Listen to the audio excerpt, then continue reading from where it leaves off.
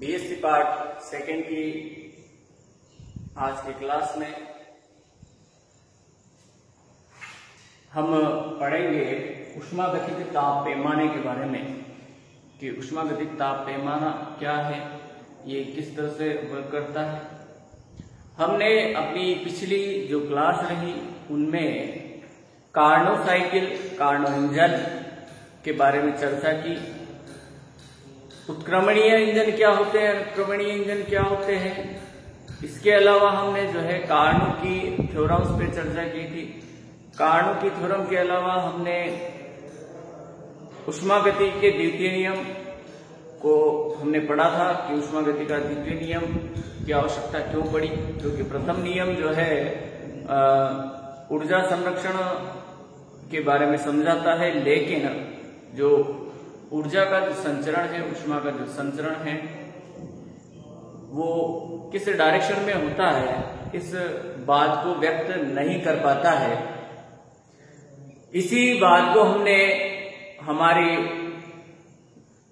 पिछली क्लास में पढ़ा था, जिसमें ऊष्मागतिकी के द्वितीय नियम के अंतर्गत हमने केल्विन प्लांक का कथन और क्लासियस का कथन हमने पढ़ा और इस तरह से हमने द्वितीय नियम को कंप्लीट किया। इसके बाद आज हम पढ़ेंगे ऊष्मागतिक ताप पैमाना। ऊष्मागतिक ताप पैमाना क्या होता है, इस पर हम चर्चा करेंगे। केल्विन और प्लांक नामक वैज्ञानिकों ने कार्नोट इंजन पर आधारित जो अपना कथन व्यक्त किया, उस कथन के आधार पर उन्होंने एक ऐसे ताप पैमाने की कल्पना की जो कार्यकारी पदार्थ की प्रकृति पर निर्भर नहीं करता है, जो कार्यकारी जो पदार्थ है उसकी प्रकृति पर निर्भर नहीं करता। इस प्रकार के ताप पैमाने को ऊष्मागतिक ताप पैमाना कहा जाता है, जो कार्यकारी पदार्थ की प्रकृति पर निर्भर नहीं करे। इस प्रकार के ताप पैमाने को हम जो है ऊष्मागतिक ताप पैमाना कहते हैं। अब हम मान करके चलते हैं कि माना कि एक ऊष्मागतिक उत्क्रमणीय इंजन दो अलग अलग तापों T1 केल्विन और T2 केल्विन के बीच कार्यरत है। हम मान करके चल रहे हैं कि जो उत्क्रमणीय कार्नोट इंजन है वो दो अलग अलग तापों T1 केल्विन और T2 केल्विन के मध्य कार्यरत है। अब वो कार्यरत है तो वह स्रोत से जिसका टेम्परेचर हम T1 केल्विन लेकर के चल रहे हैं उससे Q1 ऊष्मा को ग्रहण करता है, उससे स्रोत से Q1 ऊष्मा को ग्रहण करता है और ग्रहण करके उस ऊष्मा से कुछ कार्य संपादित करता है और कार्य संपादित करने के पश्चात शेष बची हुई Q2 ऊष्मा को वह सिंक, जिसका टेम्परेचर हम T2 केल्विन ले रहे हैं, उस सिंक को निष्कासित कर देता है। ये हम पहले भी जान चुके हैं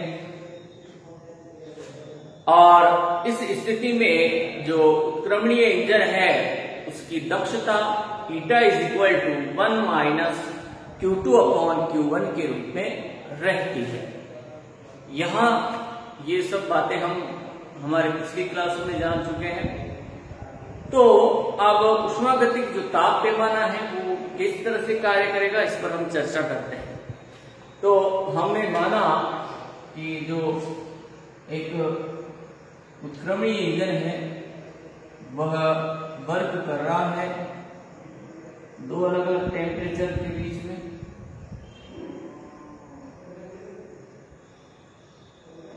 एक तो है हमारे पास स्रोत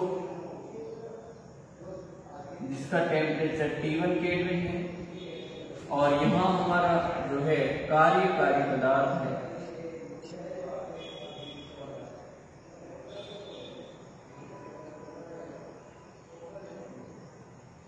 और ये सिंक है,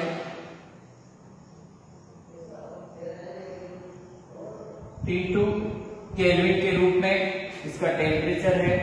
यहां से ये कुछ ऊष्मा को कार्य में परिवर्तित कर देता है, Q1 ऊष्मा ग्रहण करके, और जो उत्क्रमणीय इंजन है वह इस स्रोत जिसका टेम्परेचर T1 केल्विन है, इससे Q1 ऊष्मा ग्रहण करके और कुछ कार्य संपादित करके और शेष बची हुई ऊष्मा Q2 सिंक को निष्कासित कर देता है।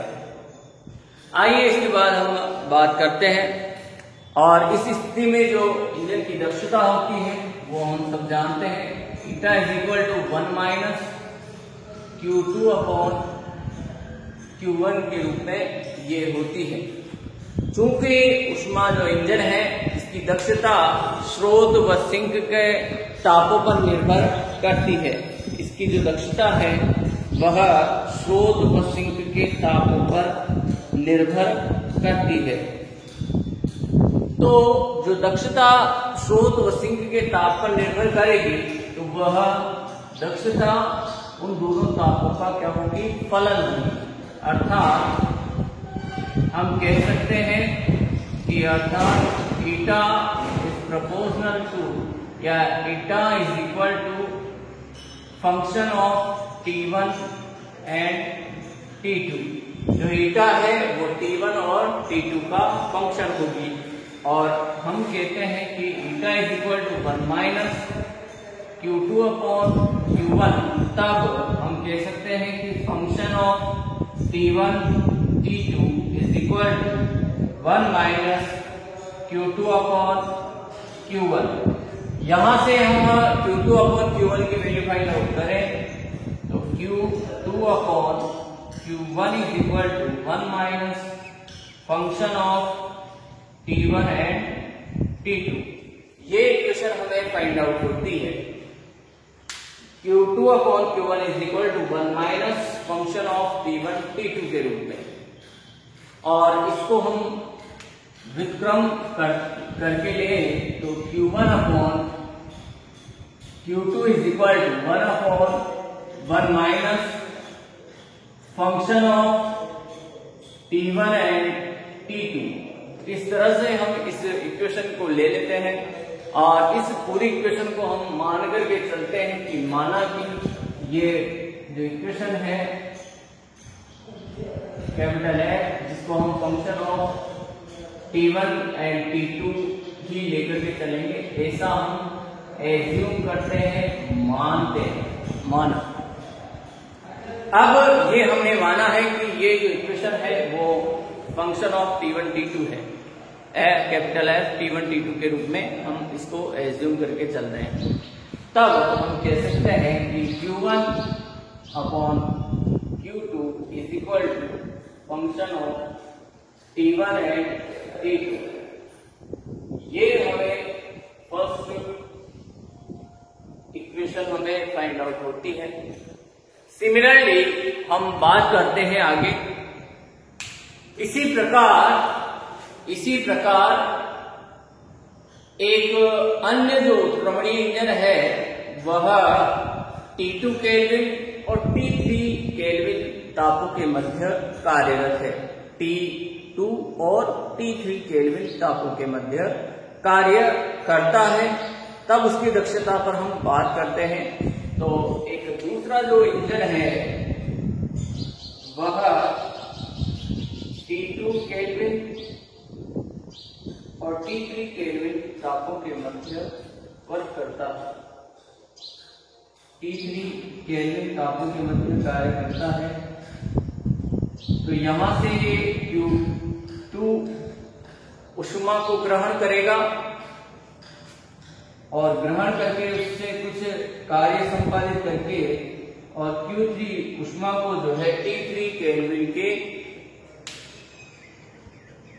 सिंक में निष्कासित कर देता है।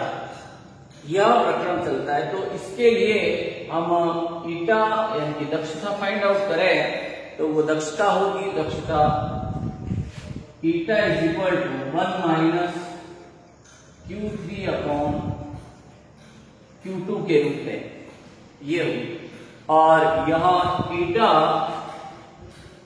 Is equal to function of T2 and T3। जो ईटा है वो फंक्शन है T2 और T3 का। जो टेम्परेचर T2 और T3 है उनका एक फंक्शन है। तो function of T2 and T3 is equal to, जो फंक्शन T2 और T3 है उसको यहां रखेंगे ईटा की जगह, तो 1 माइनस Q3 अपॉन Q2, ये इक्वेशन हमें फाइंड आउट होगी। तो Q3 upon Q2 is equal to 1 minus function of T2 and T3। इस तरह से इस इक्वेशन को हम ड्रॉ करते हैं।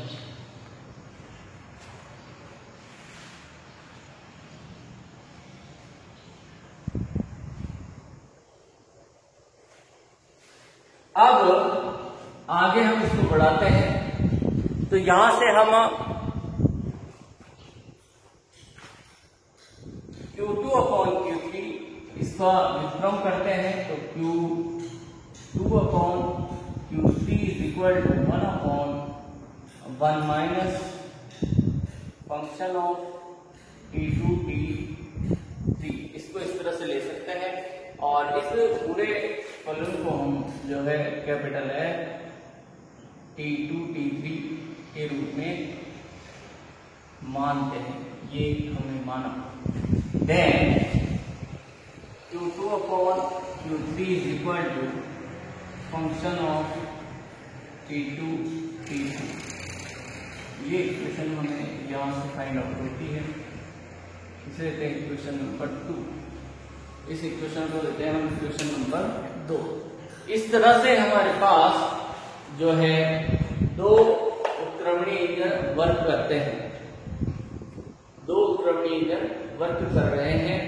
अब यहां हम इसके बाद बात करेंगे एक ऐसे उत्क्रमणीय इंजन की जो T1 और T3 केल्विन ताप है, इन दोनों के मध्य वर्क करता है। तो उस पर हम उस बात पर हम चर्चा करते हैं।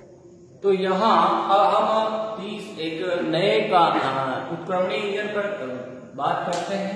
यहाँ एक नया उत्क्रमणीय इंजन है जो T1 केल्विन और T3 केल्विन टेम्परेचर के मध्य कार्य कर रहा है।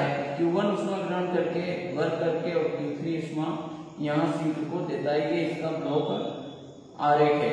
और ये हम जो ले रहे थे दो अलग अलग टेम्परेचर T1 केल्विन से T2, T2 से T3, वो वाला प्रक्रम है।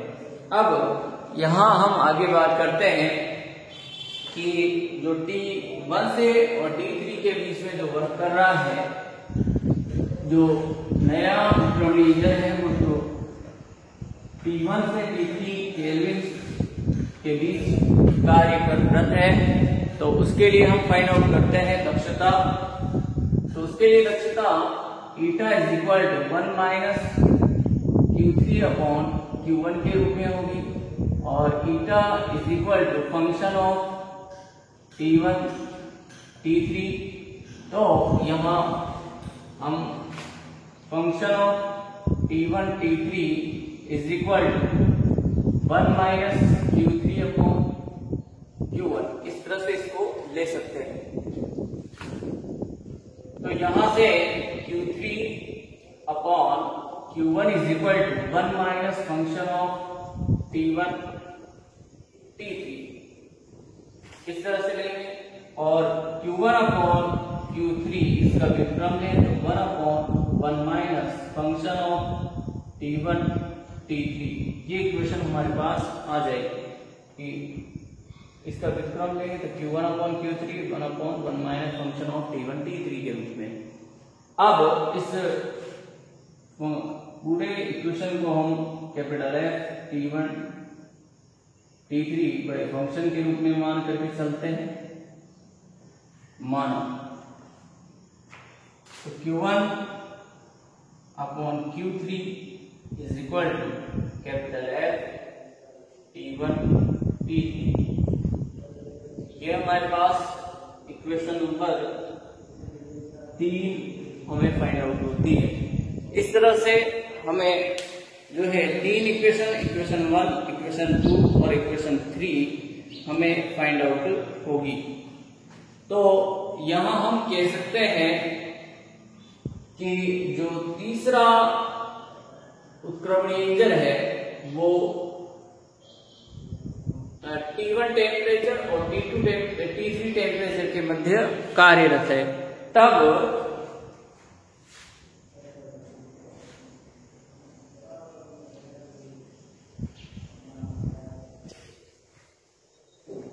तब देखते हैं कि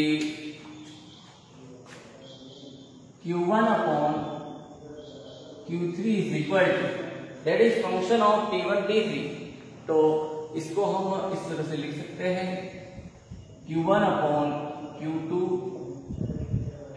upon Q3 के रूप में। तो इससे देते हैं हम इक्वेशन नंबर 4 देते हैं इसको। और हमने जो अलग अलग इक्वेशन नंबर 1, 2 और 3 में जो पद फाइंड आउट किए Q1 upon Q2, Q2 upon Q3 के, तो इन सभी पदों को यहां रखेंगे। तो फ्रॉम इक्वेशन 1, 2, 3 एंड 4 का यूज करेंगे। तो Q1 upon Q3 is equal to function of T1 T3 is equal to function of T1 T2 function of T2 and T3। ये इक्वेशन हमें फाइंड आउट होती है। इसको देते हैं हम इक्वेशन नंबर 5। इस इक्वेशन को देंगे हम इक्वेशन नंबर 5 देंगे। चूंकि जो समीकरण 5 है इसमें LHS जो पार्ट है, लेफ्ट हैंड जो पार्ट है वो T1 और T3 का फंक्शन है, और जो राइट हैंड पार्ट है ये T1, T2 और T3 का भाग है, या T1, T2, T3 का फंक्शन है, फलन है। अतः जो समीकरण की संतुष्टि है, समीकरण की संतुष्टि के लिए हम फलन f का एक नया रूप परिभाषित करते हैं। इस फंक्शन की जो सेटिस्फेक्शन है इसके लिए, इसकी संतुष्टि के लिए हम एक नया फलन यहाँ जनरेट कर रहे हैं। तो जो नया फलन हम जनरेट करेंगे तो वो केवल और केवल इस इक्वेशन नंबर 5 की सेटिस्फेक्शन के लिए है, संतुष्टि के लिए रहेगा। तो हम फलन f का जो नया रूप लेंगे वो निम्न प्रकार परिभाषित होगा। तो f T1 T2 is equal to 5 T1 divided by 5 T2 के रूप में। ये इक्वेशन नंबर 6 के, ये इस तरह से हम इसकी सेटिस्फेक्शन के लिए एक नया फलन जनरेट करके चल रहे हैं। f T2 T3 is equal to 5 T2 5 T3, equation number 7। और f function T1 T3 is equal to 5 T1 upon 5 T3, equation number 8। इस तरह से जो है हमने यहाँ 3 फंक्शन जनरेट किए। 3 फंक्शन जनरेट करने के बाद हम इन इक्वेशंस से इक्वेशन नंबर 5 में वैल्यू पुट करते हैं। तो इक्वेशन नंबर 5 में जब हम इसकी वैल्यू पुट करेंगे फ्रॉम इक्वेशन 5, 6, 7 एंड 8, तो 5 में वैल्यू रखें 6, 7, 8 से, तो 5 1 5t1 upon 5t3 is equal to 5t1 5t2 5t2 upon 5t3। तो 5t2 से 5t2 यहाँ कैंसिल हो जाएगा और आपके पास 5t1 upon 5t3 is equal to 5t1 upon 5t3। ये वैल्यू हमारे पास बचेगी यहाँ। इसको कहते हैं इक्वेशन नंबर 9। तो यहाँ हम इक्वेशन 9 से देख सकते हैं कि LHS is equal to RHS, left hand part right hand part के इक्वल है, यानी कि उस उत्क्रमणीय इंजन को 1 से 3 पे चलाओ या 1 से 2 से 3, हम उस उत्क्रमणीय इंजन को वर्क कराएं, जो फंक्शन है टेम्परेचर का वो दोनों में समान रहेगा। ये खासियत होती है ऊष्मागतिकी ताप पैमाने की। यहां हम इस जो हमने फंक्शन f t1 t2 लिया था, इसको हम एक नए ऊष्मागतिक ताप पैमाने के रूप में इसको लेकर के चलते हैं टो के रूप में।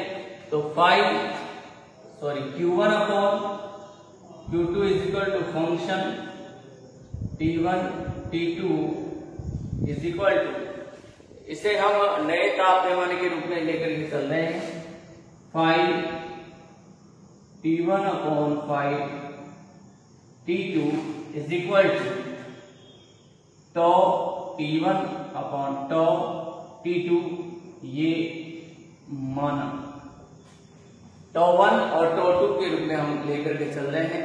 तब इसको हम इस तरह से भी लिख सकते हैं q1 upon q2 is equal to tau 1 upon tau 2 के रूप में। तो इसी तरह से जो है टो 2 अपॉन टो 1 के रूप में भी इसको लिख सकते हैं। तो हमारे पास जो दक्षता होती है, दक्षता beta is equal to 1 minus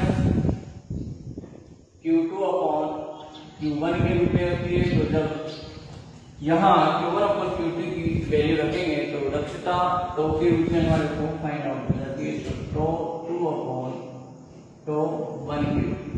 तो इस तरह से जो है ऊष्मागतिक ताप पैमाना हमने निर्धारित किया।